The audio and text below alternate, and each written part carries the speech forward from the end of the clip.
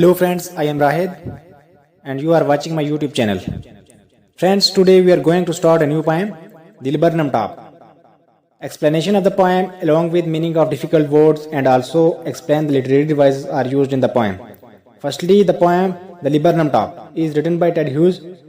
It is about repaying relationship between the laburnum tree and the goldfinch bird. Before we start the poem, please like, share and subscribe.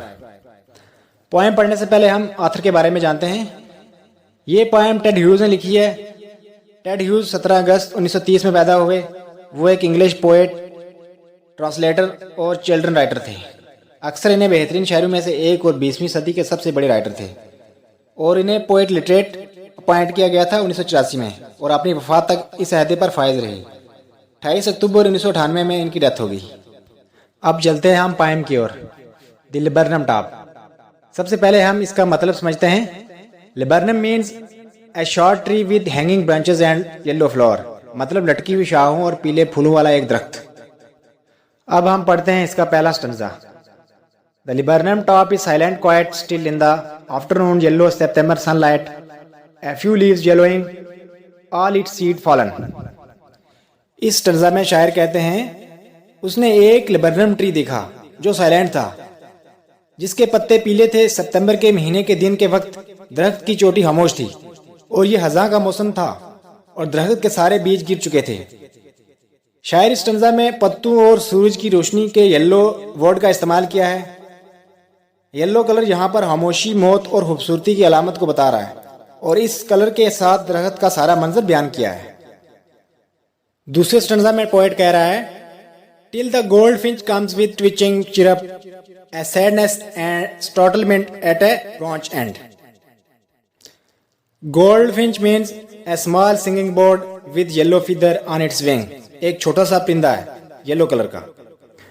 Twitching means sudden jerk movement. Chirp, a bird making repeated high pitched sound. Startlement, feeling or showing sudden shock. ये थे कुछ difficult words के meaning. अब हम इस poem के stanza को explain करते हैं। इस स्टंजा में पोएट कह रहा है कि एक गोल्डफिंच परिंदा दरख्त की मौत जैसे मंजर को खत्म करने आता है, यानी उसकी खामोशी को दूर करने आता है और अचानक चहचहाती आवाजें निकालता है, मीठी मीठी आवाजें निकालता है। अब चलते हैं नेक्स्ट स्टंजा की ओर। Then sleek as a lizard and alert and abrupt, she enter the thickness and a machine start up of chittering and tremor of wing and thrilling, the whole trees tremble and thrills. अब इनके difficult words के meaning हम देखते हैं।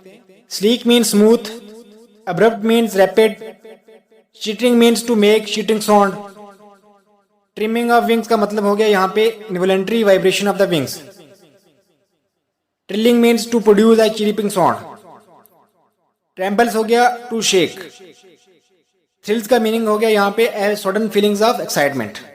अब इस stanza को हम एक्सप्लेन करते हैं। इस स्टंजा में पोएट कह रहा है कि परिंदा गोल्डफिंच छिपकली की तरह तेज रफ्तार, चौकन्ना और एहतियात करते हुए दरख्त की शाखों पर बैठ जाता है। जैसे ही वो आगे की ओर बढ़ता है, यानी मोटी शाख की तरफ, उसके छोटे छोटे बच्चे मशीन की तरह आवाज निकालते हैं, पंखों को हिलाते हैं, यानी माँ को देखते ही मशीन की तरह चहचहाने लगते हैं। खुशी में वह अपने पैरों को तेजी से फड़फड़ाते हैं, चहचहाते हैं और चिरपिंग करने लगते हैं। परिंदों और उनके बच्चों की हरकत से यानी बोलने से दरख्त हिलने लगता है और सनसनी फैलाता है। नेक्स्ट स्टंजा में पोएट कह रहा है, it is the engine of her family, she strokes its fuel then flit और to a branch end, showing her barred face identity mask. Difficult words के मीनिंग देखते हैं।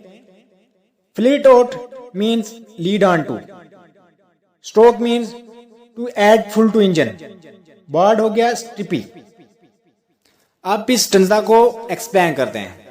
इस स्टंजा में पोएट कह रहा है, लिबर्नम का दरख्त गोल्डफिंच परिंदे के खानदान का इंजन है, क्योंकि गोल्डफिंच का वहां पर नेस्ट है और वो अपने बच्चों को खाना फराहम करती है, फिर उड़कर दूसरी शाख पर चली जाती है।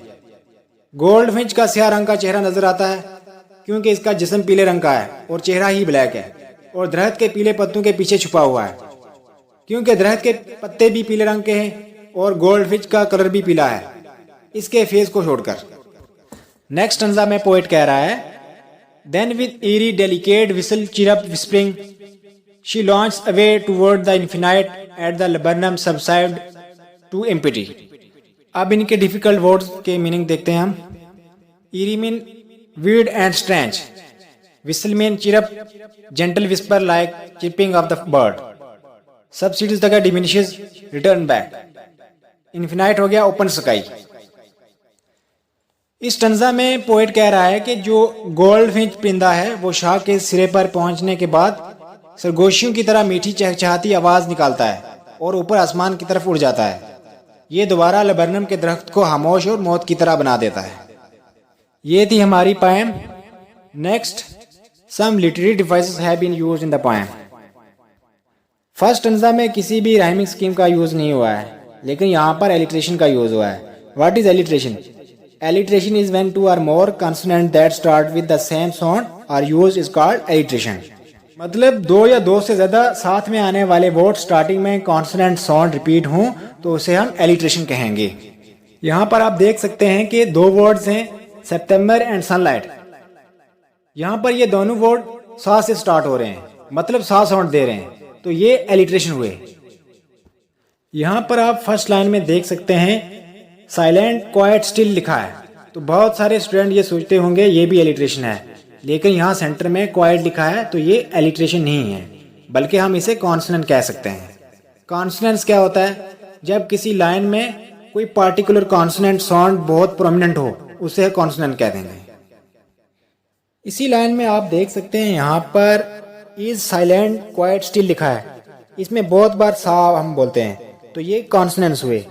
इसी तरह एसोनेंस में वावल साउंड बहुत प्रोमिनेंट होता है, जैसे आप देख सकते हैं फर्स्ट लाइन में इस साइलेंट क्वाइट स्टिल लिखा है, इसमें आई साउंड प्रोमिनेंट है।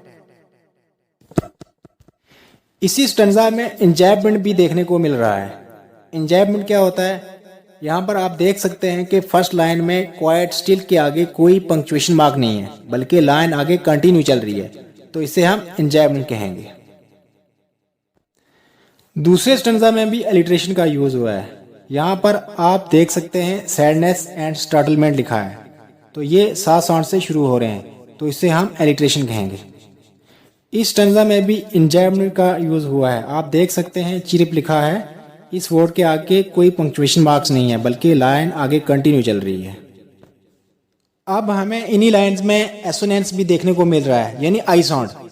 फर्स्ट लाइन में देखें टिल, गोल्डफिंच, ट्विचिंग, चिरप। दूसरी लाइन में भी हमें एसोनेंस देखने को मिल रही है, और दूसरी लाइन में आ साउंड की एसोनेंस है, मतलब a suddenness, a startlement, a branch end. अब थर्ड स्टंजा की पहली लाइन में हमें सिमिली देखने को मिल रही है, स्लीक एज ए लिजर्ड, यानी बर्ड को लिजर्ड के साथ कंपेयर किया जा रहा है। और इसी लाइन में हमें एसोनेंस भी देखने को मिल रही है, यानी आ sound, as a lizard, a alert, a abrupt.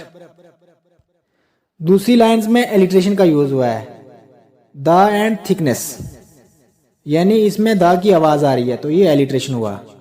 इसी लाइन में मेटाफर का भी यूज हुआ है। Metaphor means direct comparison.